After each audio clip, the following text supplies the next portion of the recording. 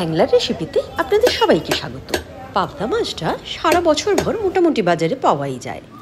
আজ বানাবো পাবদা মাছের একটা অসাধারণ রেসিপি। চলুন দেখে নিই। পাবদা মাছটা প্রথমেই ধুয়ে নিয়েছি, তারপর এতে নুন, হলুদ আর সর্ষের তেল দিয়ে ভালো করে মাখিয়ে নেব। এটা একটা তেলা মাছ, তাই সর্ষের তেলটা মাখাবেন অবশ্যই, যাতে বেশি না ফাটে।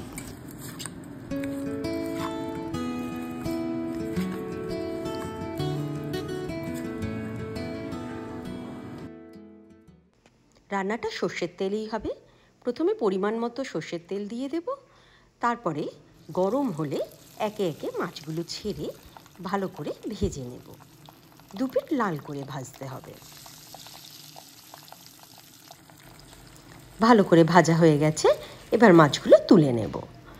আমি এখানে 6 পিস মাছ নিয়েছি, মোটামুটি 350 গ্রাম মতো। মাছ ভাজার তেলে 2 চামচ মতো পেঁয়াজ বাটা দিয়ে দেব, দিয়ে লাল করে ভাজবো। লাল করে ভাজা হয়ে গেলে 2.5 চামচ পোস্ত বাটা তাতে দিয়ে দেব, দিয়ে সেটাও ভেজে নেব। পোস্তটা ভাজা হয়ে গেলে একে একে সব মশলাগুলো দিয়ে দেব। নুন 1 চামচ, হলুদ 1 চামচ, লঙ্কা গুঁড়ো। আপনি আপনার ঝাল অনুযায়ী কম বেশি দিতে পারেন। অল্প জল দিয়ে মশলাটা কষিয়ে নেব। তারপরে যতটা প্রয়োজন জল আমি এখনই কিন্তু মিশিয়ে নেব। আমি মোটামুটি 1 কাপ মতো জল দিয়েছি।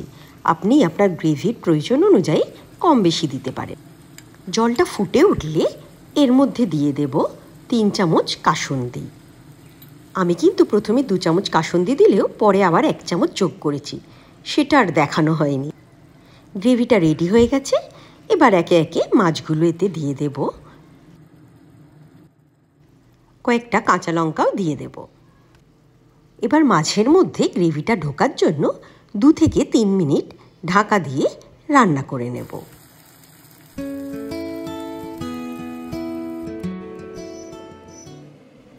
ব্যাস, তাহলেই তৈরি আপনাদের পাবদা কাসুন্দি।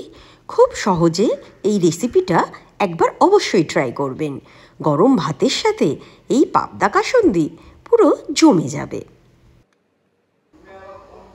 হ্যাঁ, এটা ঠিক। পাবদার অনেক রকম অন্যান্য রেসিপি খেয়েছি, কিন্তু কাসুন্দি দিয়ে পাবদা মাছের এই রেসিপিটা তো দারুণ মনে হচ্ছে।